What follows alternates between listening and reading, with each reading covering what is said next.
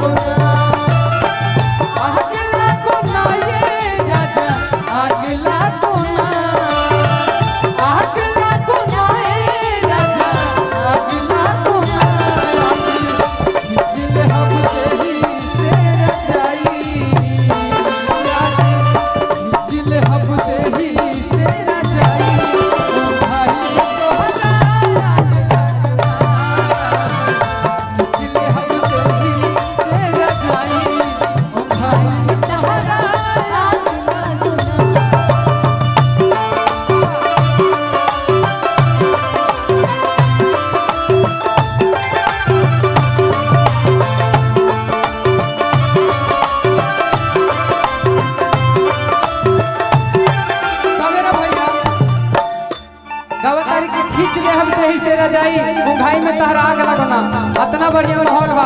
असली हम एक दिन बाराती गई रहनी बाराती गई रहनी बाराती गई लेको लड़की से लाभ हो गई रहनी बाराती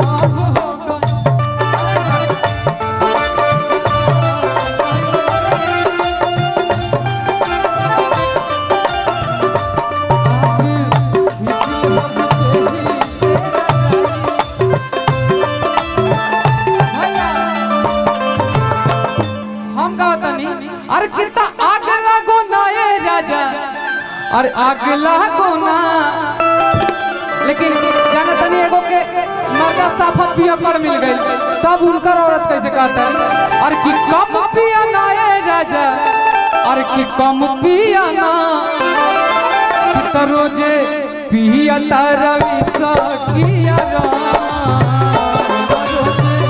पिया तारा विसा किया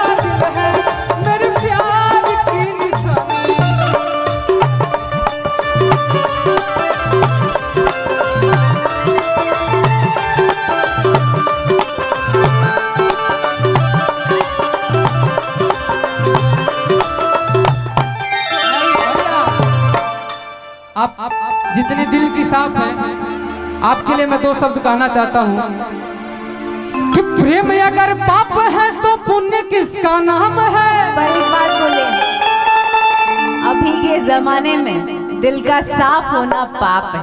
वही तो कहा था नहीं कि प्रेम अगर पाप है तो पुण्य किसका नाम है, कि प्रेम अगर पाप है तो पुण्य किसका नाम है। प्रेम ही अगर कर्म है तो सत्कर्म किसका नाम है। कि जाकर देखो मन मंदिर में सत्य नाम भगवान है।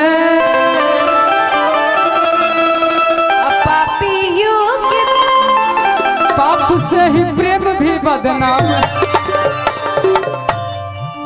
पापियों के पाप से ही प्रेम भी बदनाम है। तब ऐ माना मेरी जान मोहब्बत सजा है। ऐ माना मेरी जान, थोड़ा सा लेवल उठाइए भैया इस माइक का। मोहब्बत सजा है।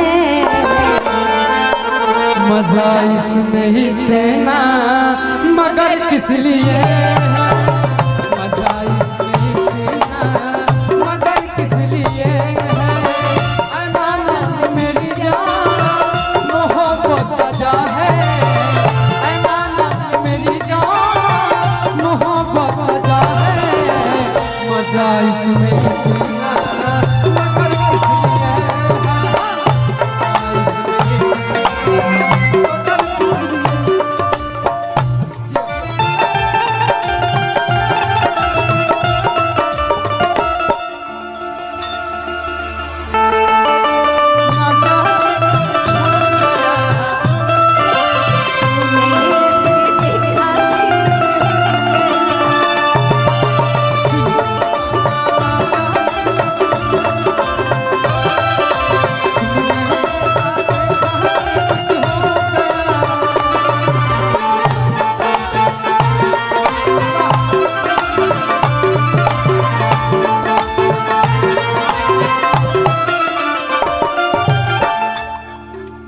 इज्जत क्या है सोने चांदी की, हकीकत क्या है लाख बहलाए कोई दौलत से। प्यार के सामने दौलत क्या है। नजारे भी देखे इशारे भी देखे कोई खूबसूरत सहारे भी देखे।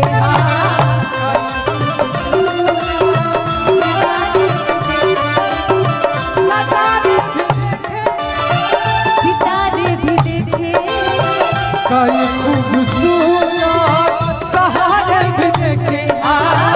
कोई खूबसूरत सहारे भी देखे।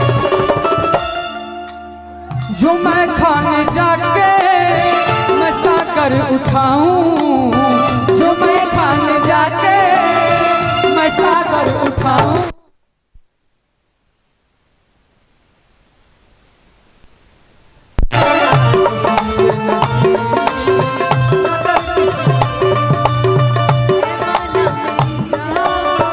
मोहब्बत सजा है।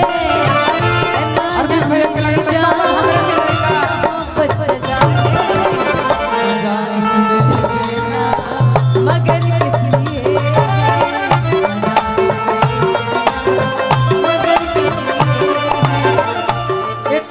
आपका आने वाला है गाना जो कि आप पहले भी हर मंच पे गा चुकी हैं। हंस के सहते रहे जिनके जुल्मों सितम, जिनके जुल्मों सितम। तो एगो गाना हमारा आवे वाला बा सैड सॉन्ग, और हम जाना तनी कि हमारे सैड सॉन्ग के रहुआ लोगन कुछ ज्यादा ही प्यार करी ले, बहुत ज्यादा। हमके पता ना काहे। इस बच्चे दिल को बेदर्दी में, ऐसे हमें प्यार मोहब्बत ना करेला।